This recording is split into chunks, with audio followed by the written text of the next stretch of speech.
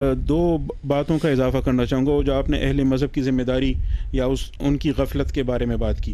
مجھے آپ کی بات سے بالکل اتفاق ہے کہ اہل مذہب کو اس معاملے میں آگے آنا چاہیے تھا، لیکن بدقسمتی سے ایسا نہیں ہوا. اور اس میں دو پوائنٹس میں ذکر کروں گا. ایک تو ہمارے قانونی نظام پر آپ کی کتاب کا ہم ویسے بڑی شدت سے انتظار بھی کر رہے ہیں. ہمارے قانونی نظام میں شریعت کا، اسلام کا جو مقام ہے وہ کانسٹیٹیوشن میں جس طرح ہے اس طرح عملاً نہیں ہے. عملاً ہوا یہ ہے کہ ہم کرتے یہ ہیں کہ کوئی چیز خلاف اسلام آ جائے تو ہم اس کے خلاف اٹھ کھڑے ہوں، اور ہمارا طریقہ اہل مذہب کا طریقہ، مذہبی طبقے کا عام طور پر احتجاج، مزاحمت، شور، ہنگامہ، وہی جو تقسیم اور آزادی سے پہلے کا تھا. کوئی خلاف اسلام چیز آ جائے ہم اس کے خلاف احتجاج کے لیے اٹھ کھڑے ہوں گے، مزاحمت کریں گے.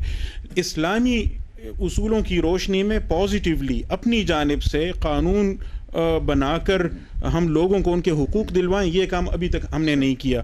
ہمارے ڈاکٹر غازی صاحب مرحوم استاد محترم فرمایا کرتے تھے کہ ہم نے سزاؤں پر فوکس کیا. جب بھی ہم نے اسلامائزیشن کی بات کی تو ہاتھ کاٹیں، رجم کریں اور سزائیں جو شریعت نے مقرر کی ہیں ان سے انکار نہیں ہے، لیکن جو شریعت نے لوگوں کو حقوق دیے ہیں، ہمارے استاد محترم پروفیسر نیازی صاحب فرماتے ہیں کہ مثال کے طور پر ابھی تک انگریزوں کا بنایا ہوا قانون ہمارے ہاں ہے. فیکٹری میں حادثات ہو جاتے ہیں، ہاتھ کٹ جاتے ہیں، بندہ تمام عمر کے لیے معذور ہو جاتا ہے، ایک ہی بندہ ہوتا ہے وہ کمانے والا.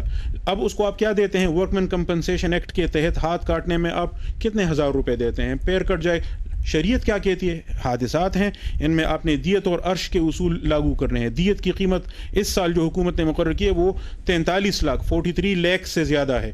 آپ سوچیں کہ اگر ایک ہاتھ کٹ جائے تو شریعت کہتی ہے آدھی دیت دینی ہے، یعنی 21 لاکھ روپے تو دینے ہی دینے ہیں، 22 لاکھ روپے دینے ہیں. لیکن ورک مین کمپنسیشن ایکٹ جو انگریزوں کا دیا ہوا ہے اس میں کیا ہے؟ لیکن ہم اس جانب سے کبھی نہیں آئیں گے کہ ہم مزدوروں کے حقوق کی بات کریں، پسے ہوئے طبقے کی بات کریں. کہ ایک حکومت